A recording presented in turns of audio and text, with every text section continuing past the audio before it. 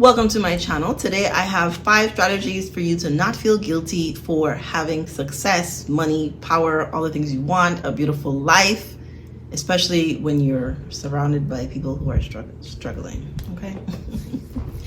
Hey, my name is Dr. Shareece, and this is Spirit Soul Sense, Information for Your Soul. I also help Black men and women heal from trauma and toxic relationships.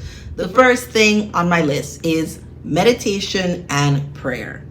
I think it's very important to have a spiritual practice, to have a connection with God, higher power, whatever you want to call it, him, she, they, so that you can be at peace no matter what is happening in your life. That's actually one of the steps that will help you not worry about money, whether you have a lot of it and you're worried about it leaving, or you don't have enough of it and you're like, I need to get some more money. If you find a connection with God, you will be like, money comes to me. Easy. So meditating, spending some time talking to God, receiving messages from God, I think is a great place to start. Honestly, almost any journey about being human on earth and wanting to achieve things. God is a great avenue for you to find solace and to release your burdens so that you are not carrying them with you. I also encourage a gratitude practice where you literally write down, if you've never written down like 5 things at the end of every day or in the middle of the day that are going well or that you're thankful for, I would really encourage you to do it. I don't think you have to do it every night for the rest of your life, but I do think 30-day practices, maybe once a year, maybe every other year, maybe once every 5 years, can be helpful refreshers so that you're reminded about how abundant your life is and how good it feels. Number 2, and these are in no particular order, is affirmations. I think it's very, very helpful because the thoughts you think will create your reality.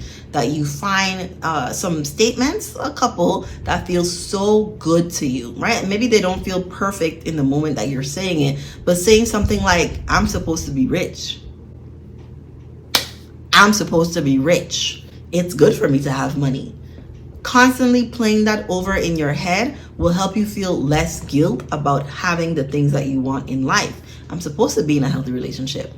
Duh. My man is supposed to treat me like a princess. Of course. These are the things I want you to say to yourself over and over again until they feel like the truth, until they feel like a knowing. Like you're not trying to convince yourself. They just feel like, duh, this is how I see life. Because when you practice thinking positive thoughts about yourself, they turn into a belief. And then the belief becomes the standard that you live your life by, and that is what you will attract and accept into your life. Number 3 is books. And a lot of the spiritual books all say the same thing. They're just saying it in a different way because there's only one God. So they're all talking about the one God. If they're talking about God, they're all talking about the one God. You can tell if a book is about God by how it makes you feel. Are you feeling inspired? Do you feel like you're aspiring to something? Do you feel a little bit more at peace? Do you feel, you're inching closer to positive emotion based on what the book is evoking? One of the books that I love, and you don't have to buy it, there's a free audiobook on YouTube. It's The Science of Getting Rich by Wallace D. Wattles. This book actually helped me shift my mindset from feeling bad about having money, because there's another book that I haven't finished reading yet, but I do think is great, called Overcoming Under Earning. And I was under earning for a few years. I have not held a real job in much of my adult life because I was in school for so long. But the period of time where I was, going after positions, I was like, money, I don't care about money. Money don't matter to me. I just really want the experience. Experience is the most important thing. When it's okay for me to want to have money match my level of expertise and what I am bringing. But any of these books about money or about the universe, abundance, will do the trick in giving you the information that you need. You only need to find one that you would actually finish, one that resonates with you, that makes you feel good. There are lots and lots of this book is for my old man, but there are lots and lots of old philosophers that were tapped in to universal law, and so they have given the foundation for a lot of the newer books that are written. Quote the older books that were written by wealthy men. But any of the books, Think and Grow Rich, like any of the really popular ones, have very, very good information in them. Just pick one, read a little bit about it, see if you might like it. If you like it, finish the book and apply what it says to do. And you will see that a lot of the roadblocks or challenges or hesitation about embracing abundance just like fly away from you. Number 4 is quality friends. And I think Community is extremely important for living in this world. We are social beings, and we are supposed to be in proximity to other people who love and care about us. Specifically, the things that you want, whether you want a loving relationship or a certain amount of money or car or whatever it is you want. I think it's very important that you have people in your life who, if they don't have those things, maybe they want it, maybe they don't want it, but if they don't have those things, they don't flinch at the idea of having those things. Like, yeah, they could have a new car if they wanted, but they don't. They're fine with the, 2016 car that they have. They could have a bigger house, but they don't want it. But if you got a new house and it was beautiful and wonderful, they would not flinch at the idea of you being in prosperity. You want to avoid people who are jealous of you, people who are hating on you, people, who don't wish you well.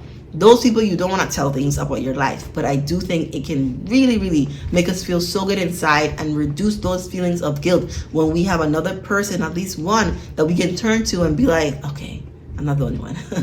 I'm not the only one like making it out, because then you get like survivor's guilt for being successful, and then you start asking yourself, why me, in all the negative ways? Why not you? And I would apply this to anything in your life, whether you view it as positive or negative. Everything is working in your life to your favor, whether you view it that way or not. Because when we look at something that's bad, we say, oh no, I wish this wasn't happening. But in fact, it could be a really good learning experience for you when you are able to share, oh, here is how much I made this month, with somebody who's just like, yes, you did it, how wonderful. Instead of, if you have some challenges and you tell somebody else, oh yeah, today.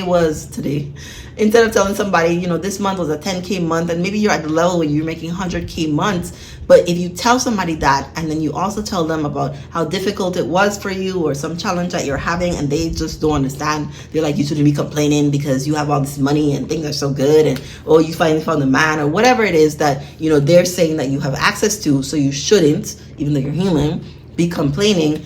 Those are not the people that you want to share and be vulnerable with. They don't have the capacity, and that doesn't make them bad people. It just makes them not the ideal person for you to be sharing this sort of information with. They will make you feel guilty in a heartbeat. That also goes to people that only want to take from you. Like, you don't need takers when you are building yourself up. This doesn't mean that you can't support your family in whatever way feels most comfortable, but it's very, very important to fill your cup and to not allow other people to deplete it. You can give freely, you can give lovingly, but I would encourage a cap on the giving, and also not to be enabling people who are not making the necessary changes in their life so that they can prosper. And last on my list is not caring what other people think. And there's books for this, right? Subtle Art of Not Giving a F. And you can go to see a therapist for, how do I stop caring? I'm always thinking about what somebody might be thinking or talking about me. You can just tell yourself, right? This is part of what meditation can help, that your opinion of you should matter the most. Other people can have their opinion. Everybody has an opinion, but who's actually living your life? It's you.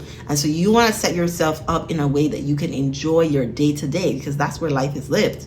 Focus less on what other people think about you or what other people might be feeling about you. Typically, people tend to focus on one or two particular people, and that can be a mom or an uncle or whoever it is, that when you envision them and their opinion of you, you get frustrated or upset because they might not be approving of what it is that you want to do. Whoever it is, you want to make your opinion of you the most important and focus less on, even though you might love these people and really, really value their opinion, I want you to focus less on what they want and what they think, and to really pause and ask yourself, what do I want? How do I want to live my life, instead of living your life for other people? Let me know if you have any questions in the comments. If you enjoyed this video, please give it a like, subscribe to my channel for more videos like this, and thank you for watching.